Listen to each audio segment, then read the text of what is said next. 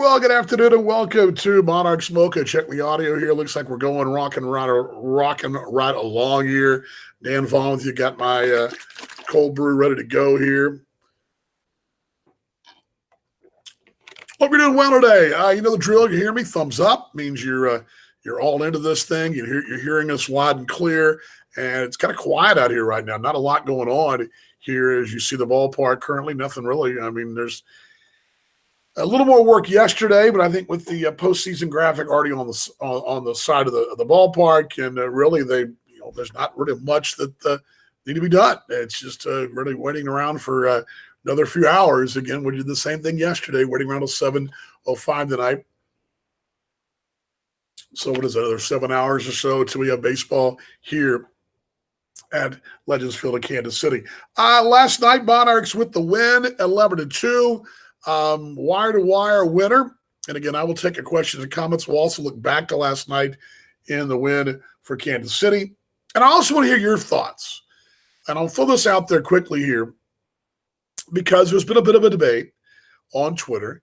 I don't usually get knocked into these, and actually this is not really knocked into it. I'm not really debating and being hardcore like some folks are.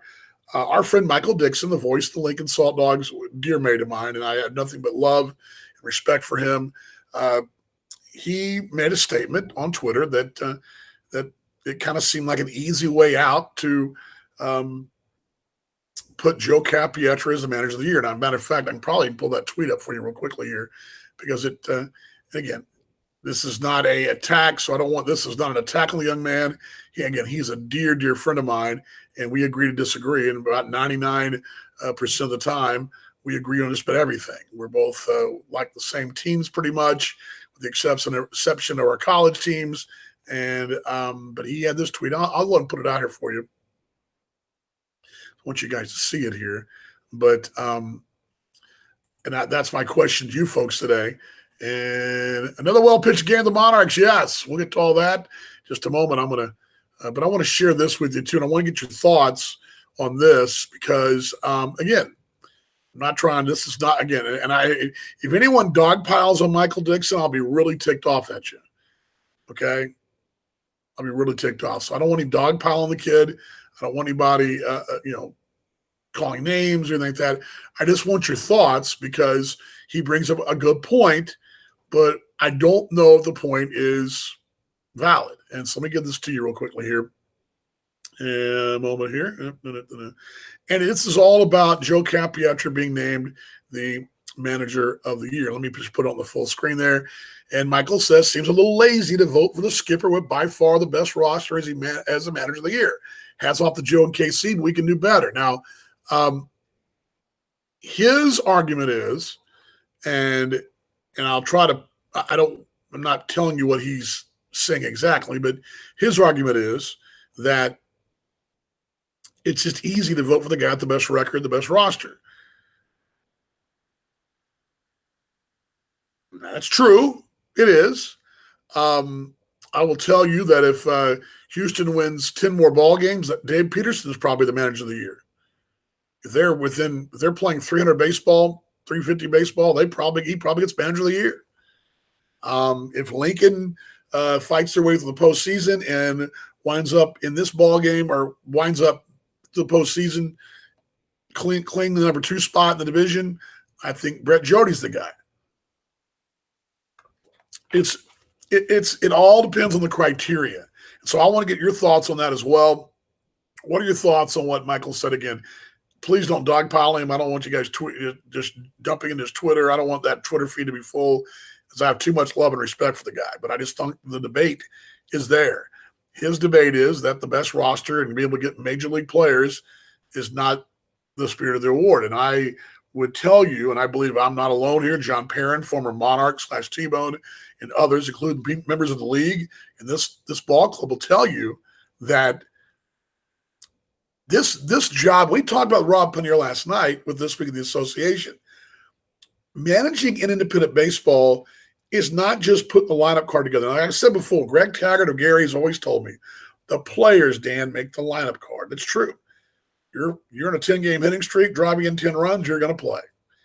You're batting below 200 and not making contact, not doing what you need to be doing. Well, you better be spectacular in the field.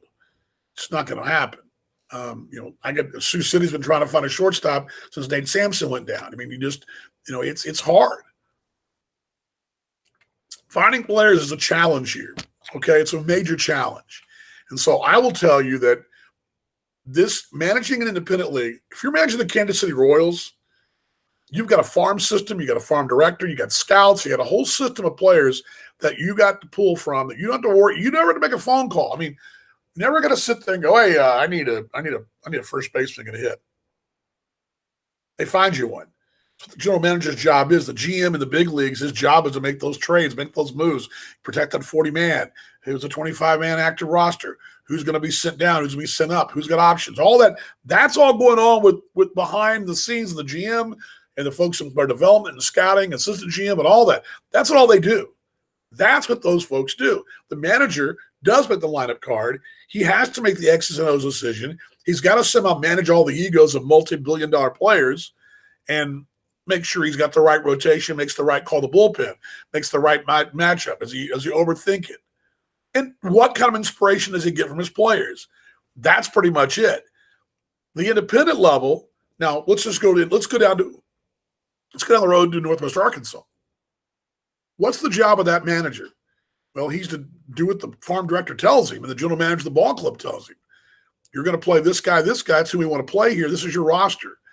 Okay, we're promoting this guy to AAA. Here's your new guy. He's going to play X amount of time. Now, they don't tell him everything to do. They do have some flexibility, but you're going to have certain guys, no matter what, are going to play every day. Certain guys, no matter what, are going to pitch every fifth day because they were a number 2 or 3 pick and they got some money invested in them.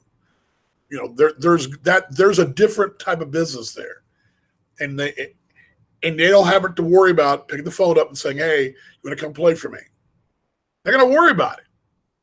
They just got to worry about point A to point B. Put the line. And they're not that bad things to know. I mean, you got to know how to put a lineup card together and how to do the matchups and what. I mean, do I hit and run here? What do I do? Am I getting this guy enough at bats in this spot? Am I helping this kid learn and grow and develop? We're trying to develop talent there, right? So let's go to this spot. What is the job of the manager? What is the job of a manager in the American Association? Well, I would tell you the manager of the American Association's job is to do all those things right there and find a player when Jan Hernandez gets signed by, yes, he was a AAA guy. He never in the big leagues, a AAA guy. Your best.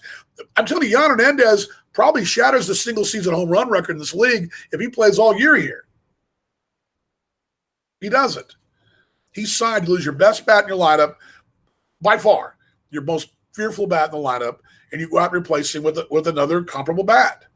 And that's what Joe Capietra's done since he's been here. That's the spirit of independent baseball. The spirit of independent baseball is to reload, pivot, reload, reshuffle, and get these guys to chase their major league dreams.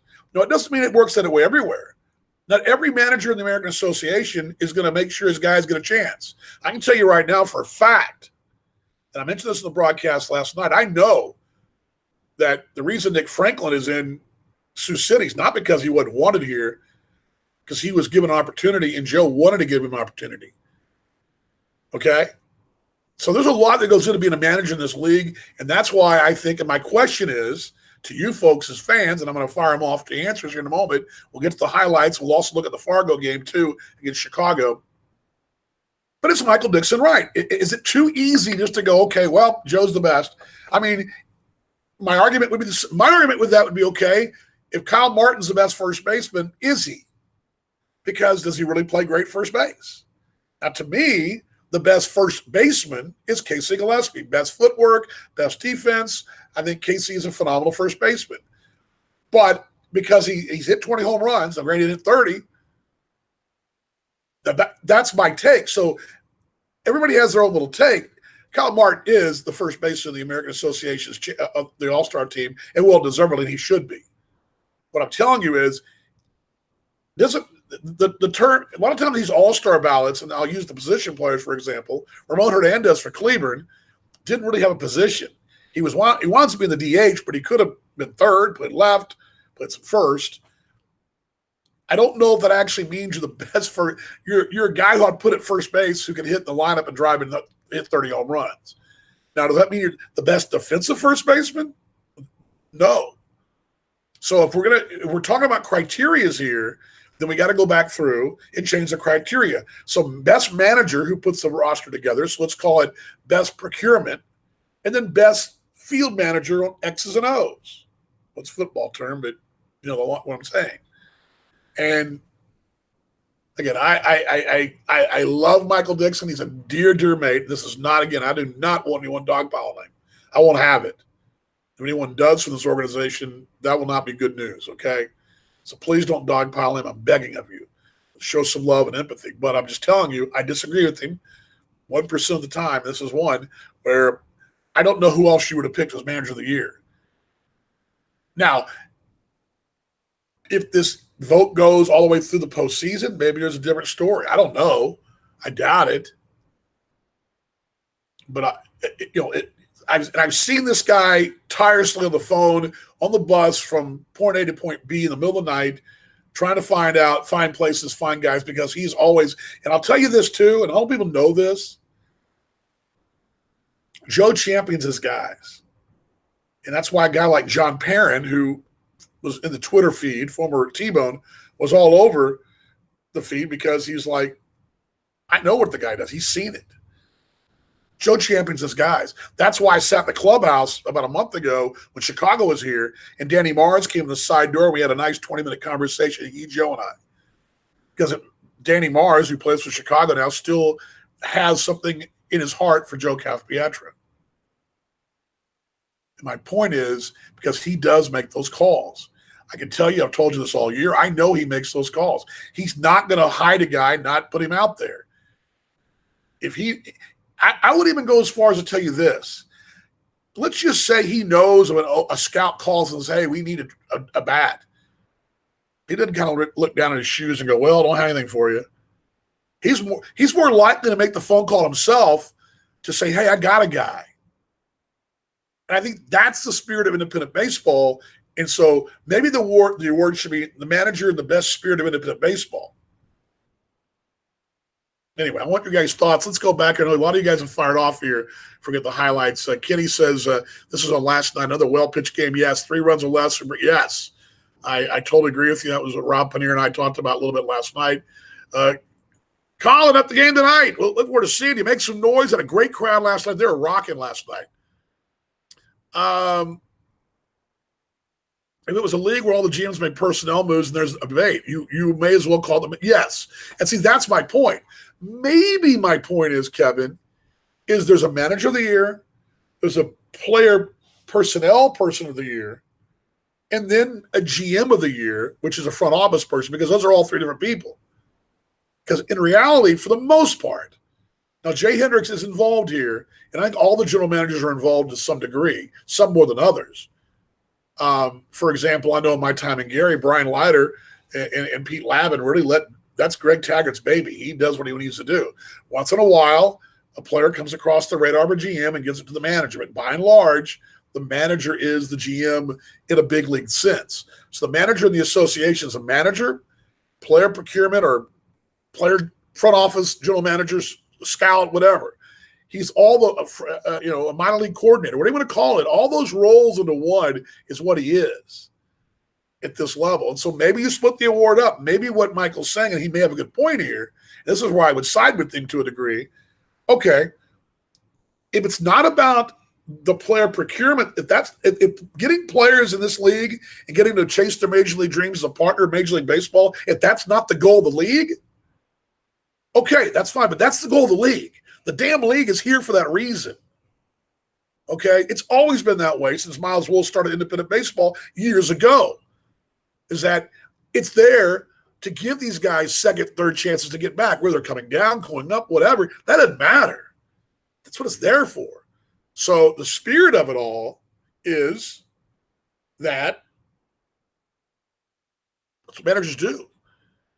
It doesn't mean all managers do it, but I'm not going to punish a guy for doing what he's supposed to be doing and does it at a high level and kicks ass at it and has the best record in the league because he's working what he's supposed to be doing. If that's what now, if our criteria is not that, if the American Association is not there for that reason, if the American Association is not there for that, okay, we have a different award then.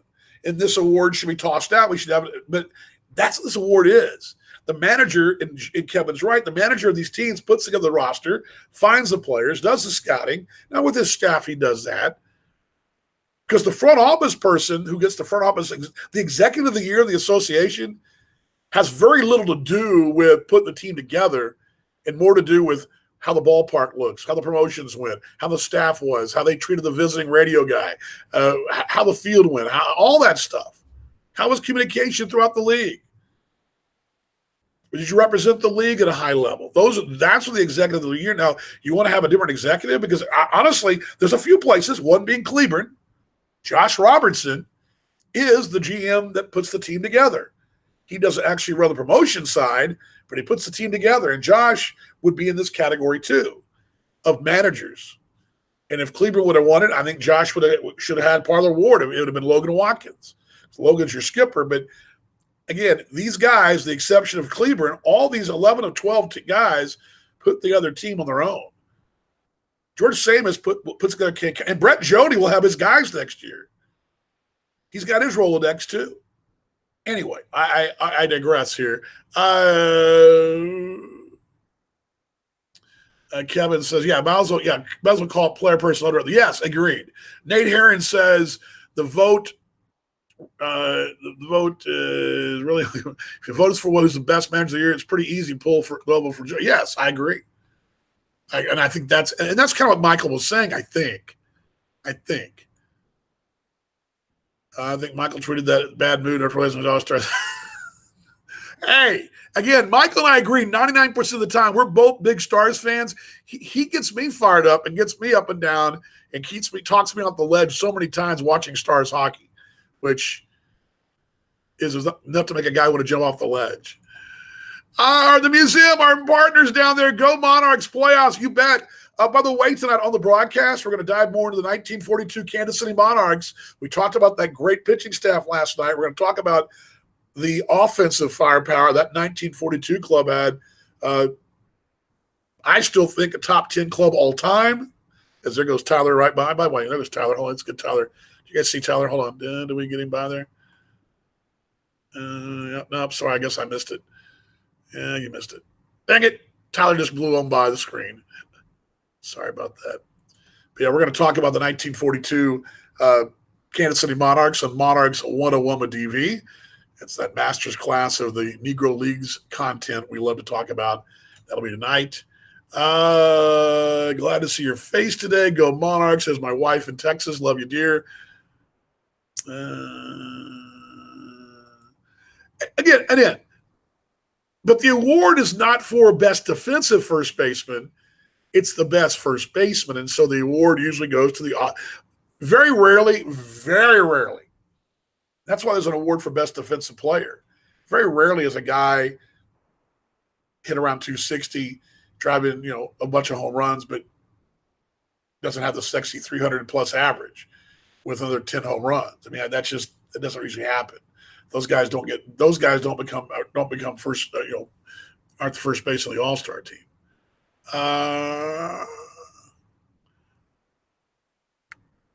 Yes, and congratulations to Morgan, by the way, Marion. And by the way, last night, I got a funny story for you. I think I can tell this, Kevin. Rob told me a story last night. I don't think he told me on the air, but tongue-in-cheek, you Kansas City fans are very smart. That's all I'm going to say. You Monarchs faithful are very, very smart fans. But, yeah, we had a great time last night recognizing – I won't say it without Rob's permission, so I'll just hold off. But he did tell me that we're the smartest fans that he's come around when it comes to these awards. Premier Performance Player of the Year was an awesome award. Rookie of the Year, Morgan McCullough, well-deserved. And, again, that's a great point right there, guys. And I said this on the broadcast last night.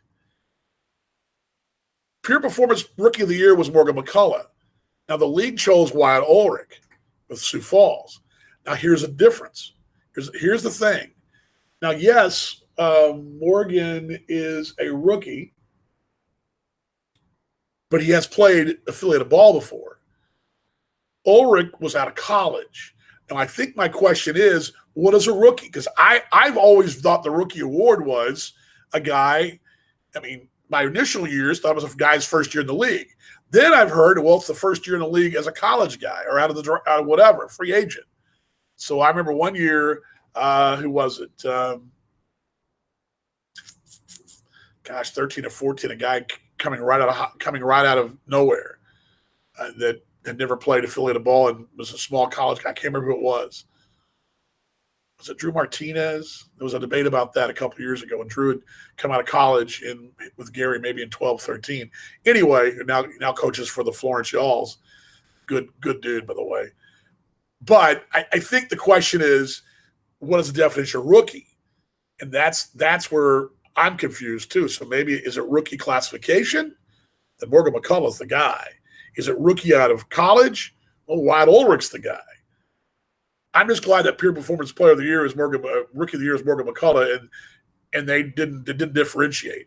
Because I think some folks voted based upon the kid out of college, and some folks voted based upon the guy that was a rookie in the league. I think that's where the confusion lies there, maybe definition. But yes, it was great ceremony last night.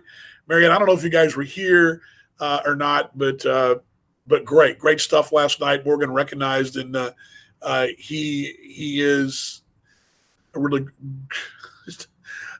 a group of young men, top-notch kids.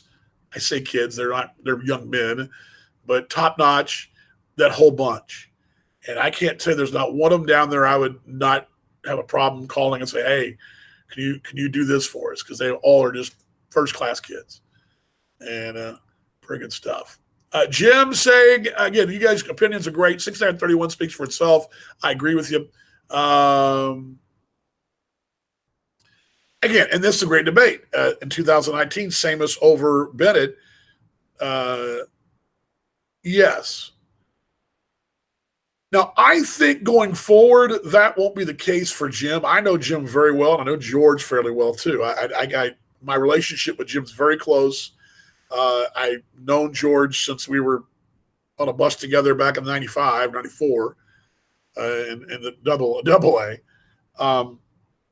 I think Jim will be more active because that was kind of wasn't that a last-second deal, or when he put in the position late, I think. But anyway. Nate says, RGM Jay barehanded a foul ball last night on the phone. We really need – yes, there you go. We need to figure in fielding ability when considering GM. Yes. See, if I'd have known that, I heard something about this, but I didn't see it. But I agree. A defensive GM of the year. There you go. The defensive GM of the year goes to Jay Hendricks of the Kansas City Monarchs. Great stuff for the museum as well. I love our partners. One thing the league shares, the Negro Leagues, is the dream that they both share and desire to play in the major leagues. Yes. That's a really good point. That's a really good point. Think about that. Morgan McCullough, will use him as an example, is chasing a major league dream. Those guys in the Negro Leagues, 20s, 30s, 40s, into the 50s, even the last years, the 60s, were chasing those major league dreams. I mentioned last night the 1942 squad of the Monarchs had Satchel Paige and Hilton Smith, two Hall of Famers, and the third was Woodard Brown. But our trivia question was Hilton Smith last night. At the time, Paige was still 16 years away from being in the big leagues. He was 35. He was still 16 years away from being in the big leagues. Talk about chasing your dreams and perseverance.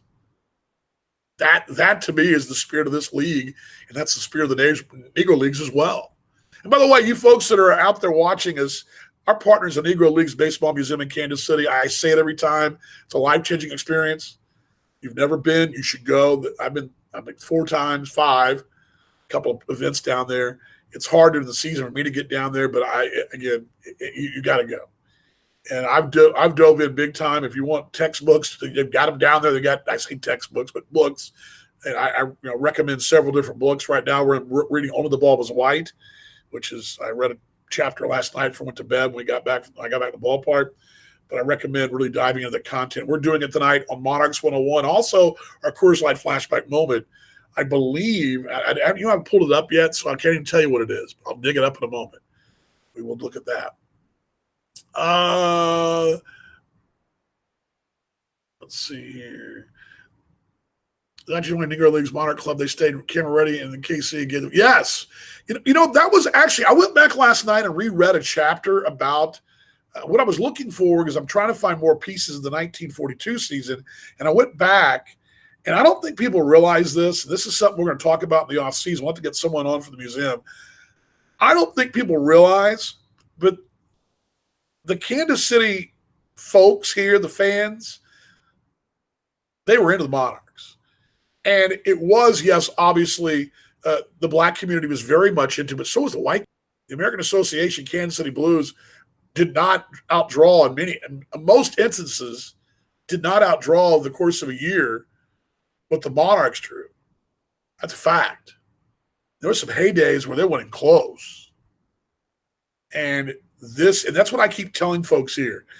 The Monarchs' name, story, legacy, reign reborn, all of that together can unite an area, can unite people. We're in a unique situation here in Kansas City. We have a state line. We have a line in the sand. We got Missouri folks. We got Kansas folks. We got Tigers. We got Jayhawks. We got Wildcats. We got obviously everybody loves the Chiefs, and the Chiefs are a great example.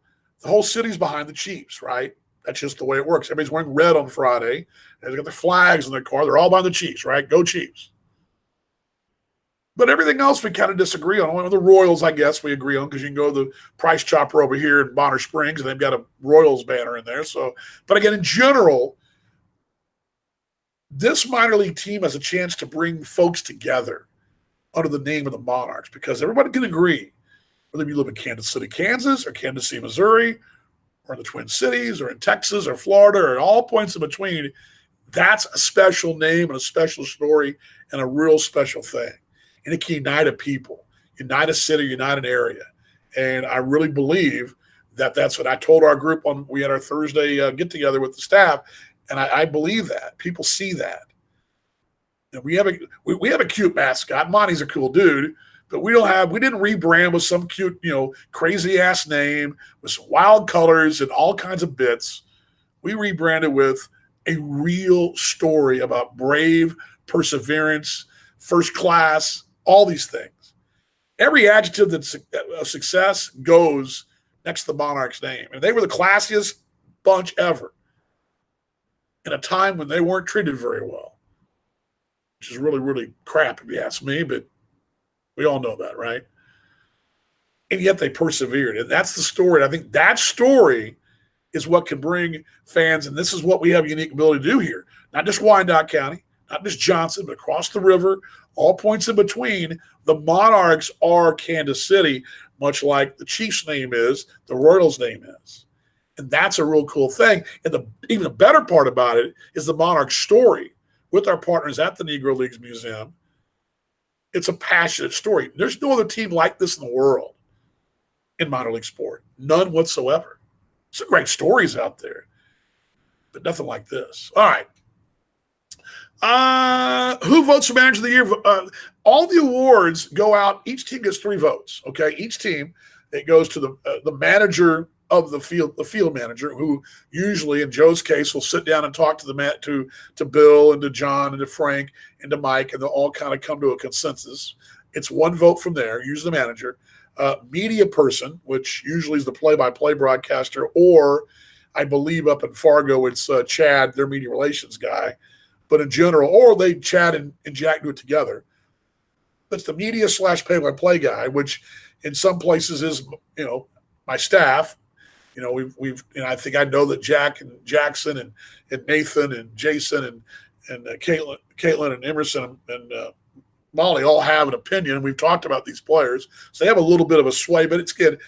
The manager, the media / broadcaster, and then one from the front office, which usually is the general manager. That's how it usually works. So those three votes, and you can't vote. For example, there's certain things you can't vote for, certain things you can vote for. Like you can vote for your own guys as all stars, but you can't vote for your own front office as executive. You can vote yourself as the broadcaster or media person of the year, but I don't think I'd do that. And you can vote for. The only thing you can't vote for is the front office. I believe is the one you can't vote. You can't. I couldn't vote for Kansas City and for Jay, but I had to vote for somebody else, which makes sense. Yes, I tried to get you on video a minute ago, and I flipped the camera over, but you were already zooming on by in your cool John Deere gear. Tyler's an amazing dude, man. He's an amazing dude. His field looks great. Yeah, no. If that was the case, WD-40, they'd be doing a bit. Trust me, it'd be a bit. Isabel's home run was the hardest hit home run. He had about 900 feet of a long ball last night. His first one, maybe the most impressive. It was 409 plus, up about in that grass, that deep part of the right center, that go other direction. And then that one was ridiculous over the top of the soccer bleachers above the bullpens. I mean, the camera just loses the ball disappears. It was like an airliner taking off at night at KCI and then disappearing in the night when it reaches altitude. It was that crazy. Hey, there we go. Kiana, good to see you.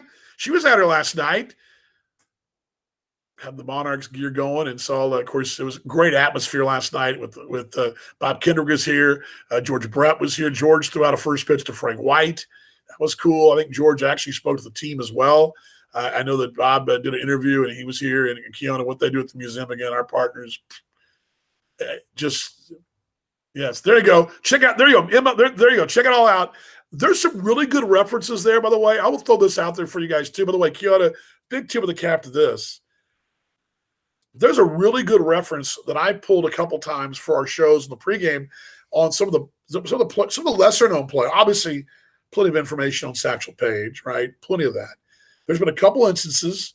I believe it would have been who were we talking about last week? Let me see if I can find it here. I don't remember, but we were, I know where it is. I'm going to tell you where it is right here.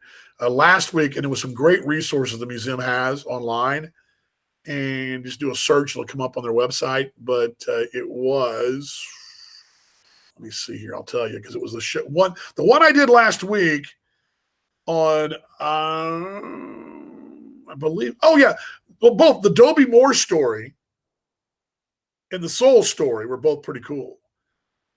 Those are pretty good stories. And I got really good stuff from the museum.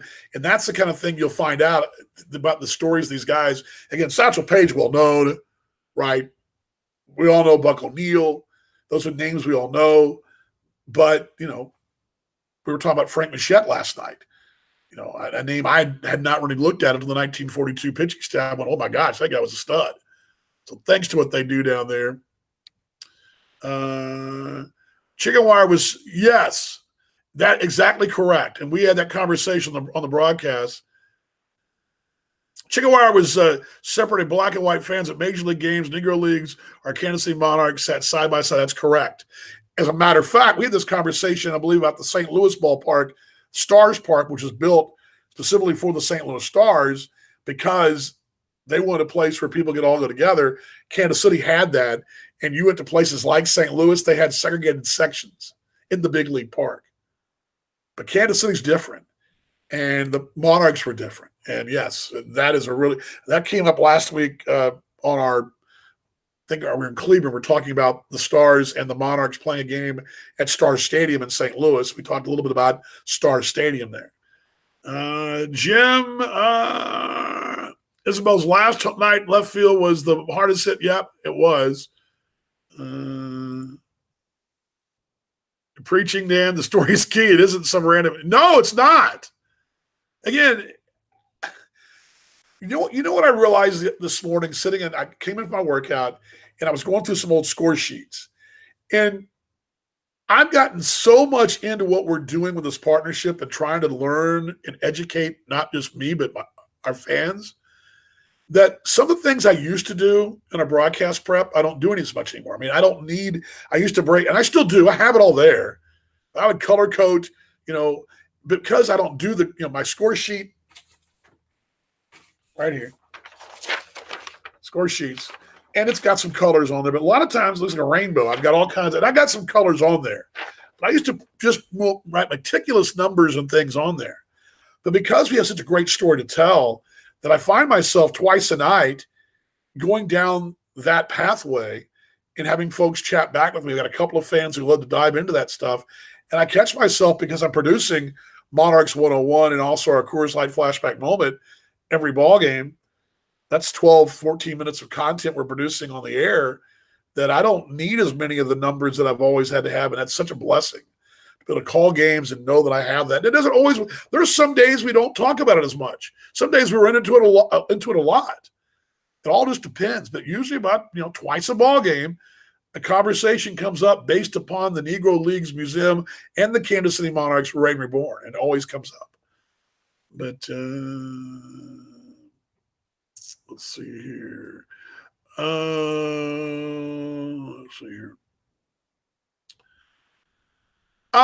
Actually, that's a good question, Carl. We actually today 41's coming out this afternoon. I just got a call right before I came on the air. They called me; they'll be out. It's continue to pound the pavement with them. We send out little goodie bags twice a year. We send out releases. We send out highlights. They're much better and much more receptive than they were as the T-Bones, but it's still a work in progress. And that's why it's very important for us going forward in the years to come. We have the unique ability, Carl, to tell our own story because the museum can do it. We can do it together as a partnership. We can tell we have the ability to create content and tell the story ourselves, but yet we're going to keep pounding the pavement, keep making those phone calls, in the off season, engage those people back again in the spring. And it's getting there. There was a bad taste in the mouth of the media for a while with the old T-Bones, and that's gone away now, thankfully. And now we're starting to see more and more. We've seen more highlights, more mentions than I've ever had since I've been here. And I think we're still got a ways to go, though, Carl. You got a long way to go.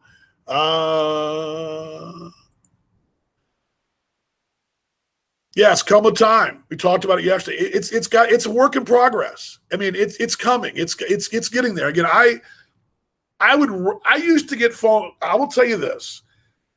I used to get phone calls only twice when things were going bad in the end of 2019 with the old brand and opening weekend, the first game.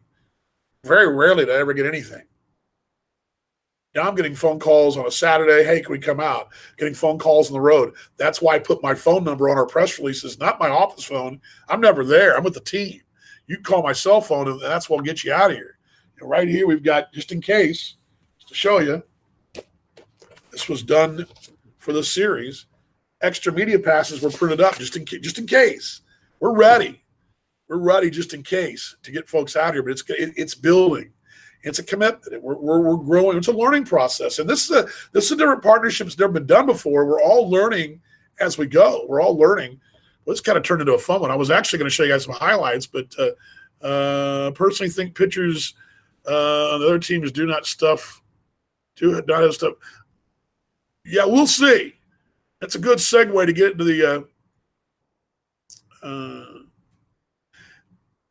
and there are so many story angles, too. I'll go back to what Kiona said, too. The story angles are there. For example,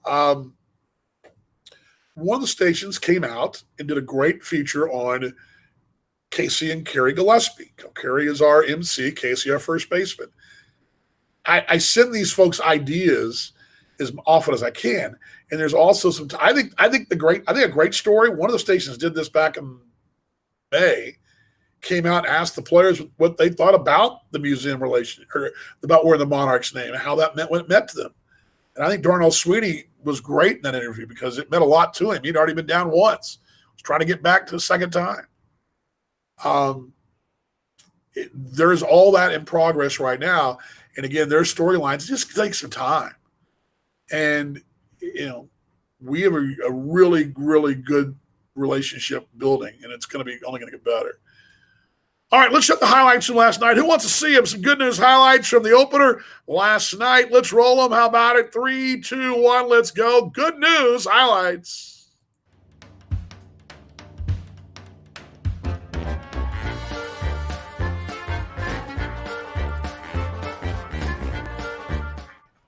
Fielder's choice, ground ball up the middle, get on through, base hit, it's 2-0 Kansas City.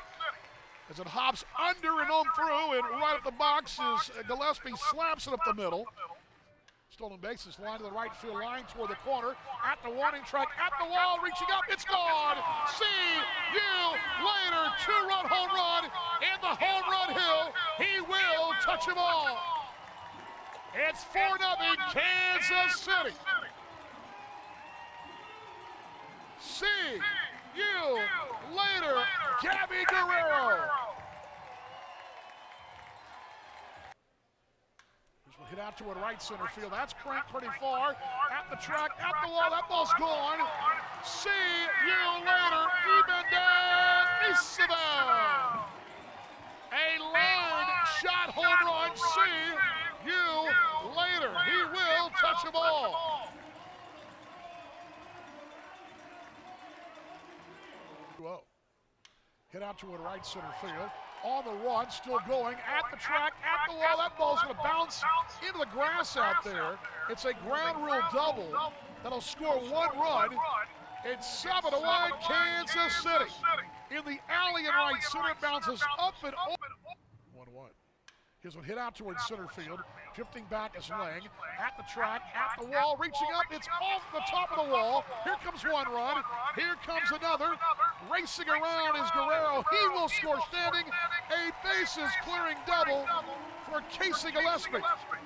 Get nobody out. Right-hander deals. Righty-righty matchup. Hit high out toward left field. Oh, man. Oh, man. Oh, man. Oh, man. I'll say it again. Oh, man. See you later. Oh, good grief. Ibandez Isabel.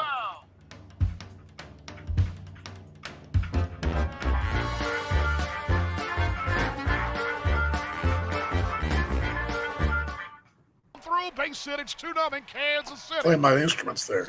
There we go. Last night's good news highlights. Ibandez Isabel, the 2 home runs. That 2 home run night ties him with several other players for a series or postseason home runs in a game. And it's been done a couple times, but also he's got 2. He needs 1 more to tie the All-Star. The postseason number for a series as well. So there's that. Jim last night saying last night's first pitch of George Brett, Frank White Classic, could have been a great story. Yes.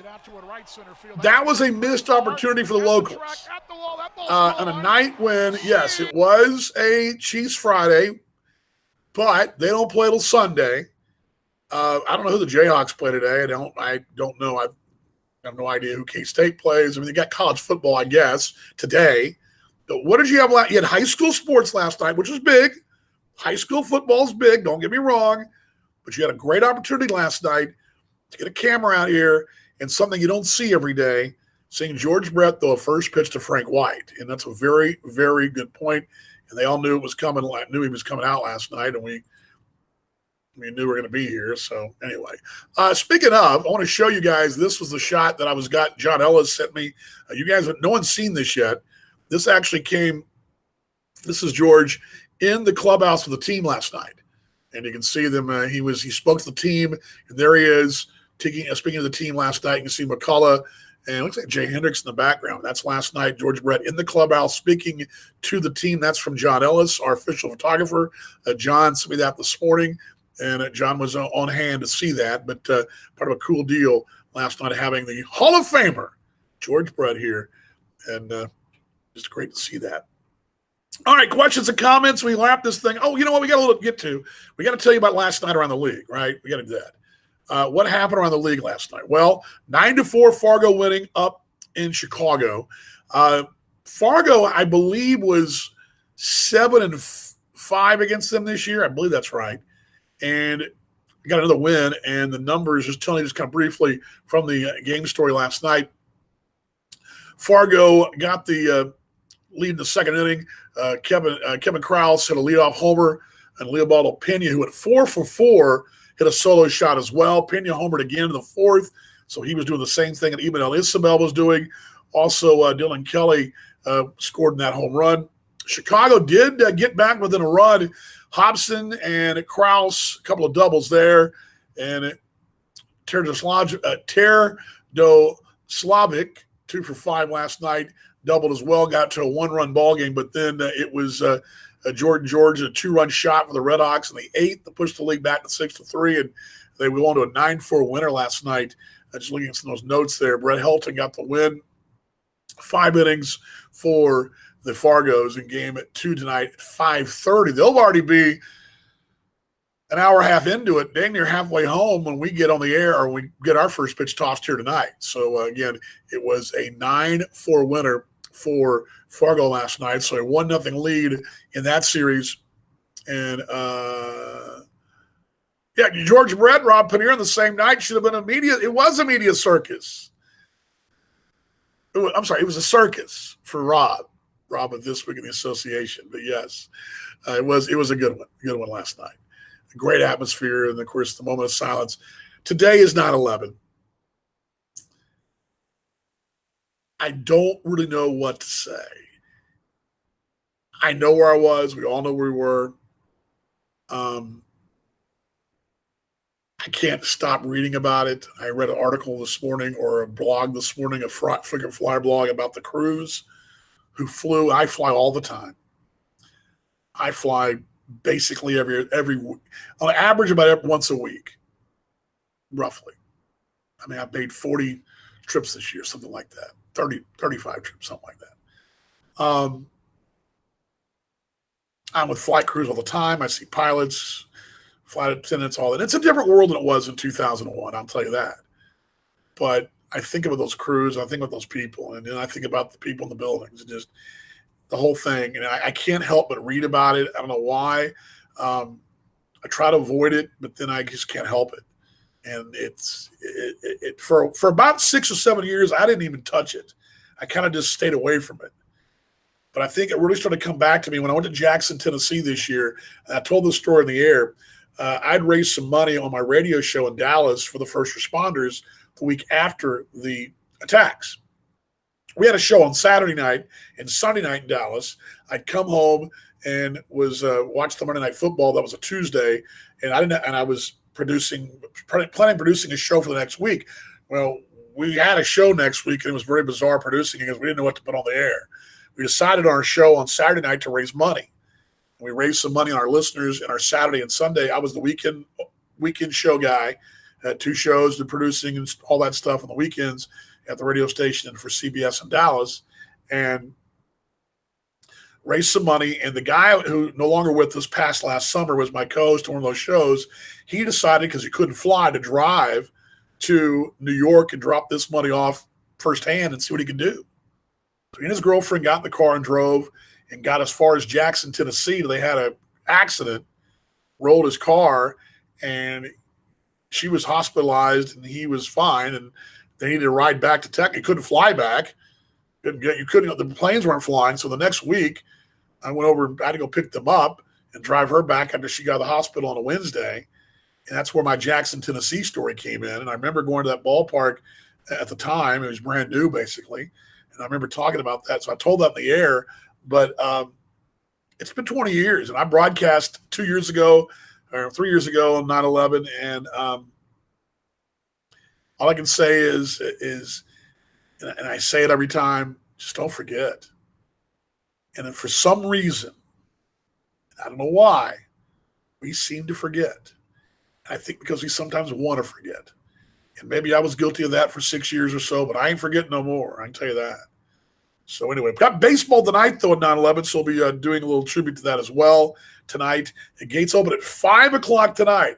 5 o'clock tonight. Remember that. Not 6, 5. Got live music down here. Got specials on drinks. There'll be the kind of festival atmosphere we've had on Saturday nights. The Ford Plaza will be rocking down below. MonarchsBaseball.com for tickets. Folks were into it last night. I expected to be into it tonight, too. More great atmosphere tonight here at Legends Field in Kansas City. MonarchsBaseball.com. Oh, don't forget, Monday there's a watch party here at Legends Field in Kansas City at the Legends Club upstairs. $10, all you can eat pyramid pizza. There's drink specials as well. Now, I know Nate's working on this, but they're going to be able to pipe the association broadcast, my broadcast together somehow. They have to listen to me, my technique of putting the browsers together and muting one. And they're going to do that, have our call. We'll also do our Facebook Live from Sioux City on Monday night, and we'll do that live and say hello to the fans there watching us there at Legends on Monday night. So, again, MonarchsBaseball.com for tickets, as postseason tickets are on sale now. This, right now, tonight, could be the last home game of the year, or it could not be. Hoping it's not going to be, but it could be. It's definitely the last Saturday night game of the year, because should the Monarchs advance, Kansas City would play the back three games, which will be a Monday, Tuesday, Wednesday here, if necessary, against whoever comes out of it. So tickets on sale right now, monarchsbaseball.com. And again, there's plenty of specials. You can check that out. Broadcast front tonight, this reminder as well, as we go. Association, there we go. AABaseball.tv had a great following last night. I'd love to hear from you. If you folks are watching us on AABaseball.tv and you want to get involved in the chat, feel free to flip over to MixLR as well. But I'd love to hear from you, the email, and I'll put it out there for you too. I'll just put it out there now so you can come back. If you want to email me during the broadcast tonight and tell us where you're watching and tuned in for.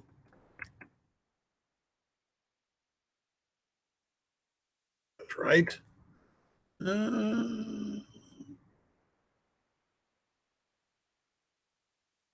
Well, I spelled baseball wrong. Let's do this. I think this is right. There we go. You can email me there, I believe. Let's see if it pops up. Hopefully it pops up.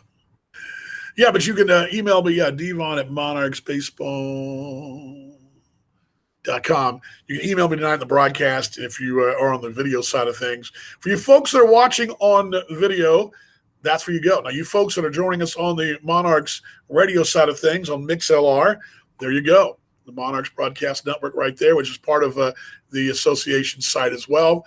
And you can go there, and here's the link to that. I'm going to put this in for you. There you go.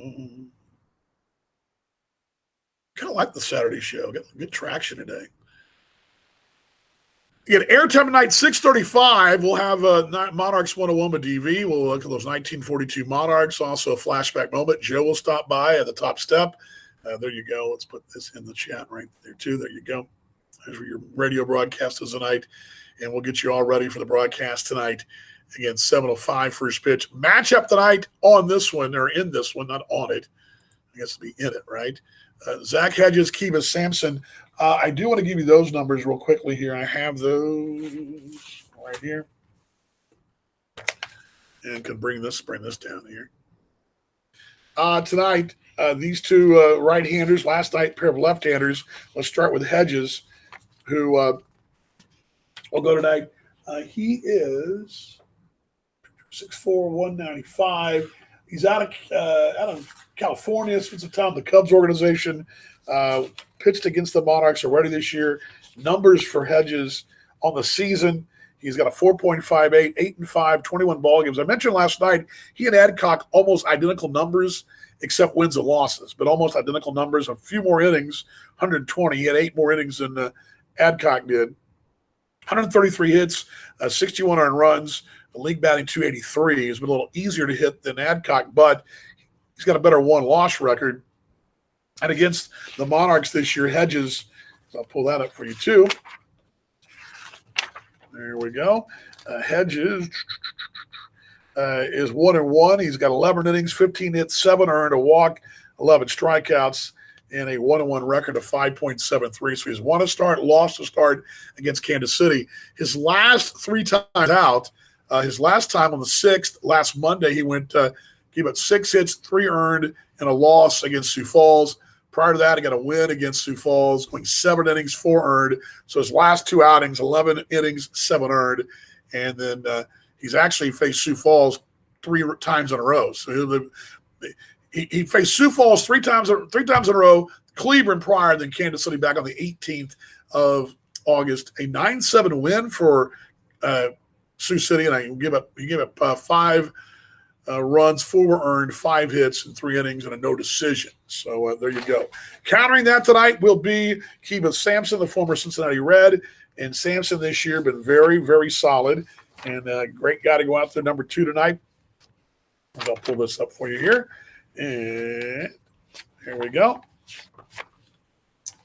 Wrap this thing up. Sampson this year, Kiva's 3.93. He's 5-1. His ninth start, 36 2/3, 28 hits, 16 earned, walk 21. That'll be a key to watch tonight. 45 strikeouts, league batting 203. Sampson head-to-head against them as they start recently over there at Lewis and Clark at Mercy Field. And Sampson against the Explorers has a 1-0 record, 6 innings, 3 hits, 2 earned, 4 walks, 6 strikeouts, and a win over there back earlier in the month of August. So that's your matchup tonight. Sampson and Hedges, pair of right-handers going tonight in this one. Again, on the air at 6:35 on the radio side, and we'll be with you at the top of the hour on the video side tonight. Monarchs and the Sioux City Explorers. Game number 2 of this best of 5. Now, one more note. Connor Ryan, voice of the Explorers, brought this up last night, and good point. These 2 teams have met 3 times in a row. Now, the winner of the first ball game did not win the first 2 series. Remember 2018, Kansas City was down 0-1 at home, won the second ball game, and we're going to win the series. In 2019, Kansas City won the first game there, and a crazy ball game, 11-8 or 10-8, and then lost the series, lost 3 in a row. Don't know if that means anything tonight. It's a different year and all that, but just throw that out there. It's a stat that Connor brought up. It's a very good stat. So I thought I'd bring that up to you guys history-wise. Kansas City looking at getting a 2-0 lead and go to Sioux City, just needing 1 of 3. Sioux City trying to even this thing up and take 2 or 3 at home. So a lot at stake tonight. I expect this will be a very similar ball game to last night as far as the atmosphere, and I expect it'll be I think a lot of offense will be in this one tomorrow. I think there'll be a lot of hits tonight. Both teams seem to swing the bats fairly well, and I think you'll see a lot of that tonight. And again, for the key for Kansas City, I keep saying it over and over, just do what you've been doing. Do what you've been doing, and you should be fine. Sioux City, their goal is going to get to that bullpen and lock you down if they get a lead, and that's what they've done. So the 2 schools of thought right there going into tonight. Again, Monarchs and the Explorers tonight from the ballpark. Hope you'll join us on the air or be here in person. If you're in Kansas City, get your tails out here tonight. Be a great night for baseball here at Legends Field. Again, monarchsbaseball.com for tickets, and that's Monarchs Mocha with DV. We will not have a show tomorrow, regardless. We won't. We will. I'm tempted to do one tomorrow, but it's NFL Sunday. You guys want to watch your NFL anyway, and the Chiefs play late. But we will come your way Monday from Sioux City. The team will go tomorrow night, Sunday night, 8 o'clock, heading up to Sioux City. We'll do a show there on Monday from Sioux City, get you ready for the broadcast and get you ready for the series, game 3 of that one. We'll do that. I don't know where we'll do it. We usually do it in Sioux City there in the hotel. We used to stay downtown. We do it out, somewhere in town, but we're so far out, and it's a bit of a hike to get anywhere as far as any scenic locations. But it's not like Sioux Falls. It's a short little Uber ride to the coffee shop. It takes a while to get there in Sioux City. But we might, though. Maybe we'll go down there and do something downtown. I don't know. There's a cool little coffee shop I like. We can go check that out. All right, you guys ready? We'll see you on the broadcast tonight. And go Monarchs. Let's do it.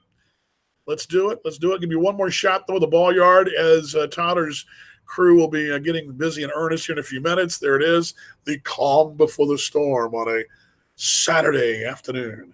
It's lunchtime for me, and it's time to get to work as well. Bring this back down for you guys, and let's do it together now, right? Little 1, 2, 3, go Monarchs. You guys ready? You ready? You ready? 1, 2, 3, go Monarchs. All right, here we go. 1, 2, 3, go Monarchs. I'll see you in the broadcast. Night, everybody.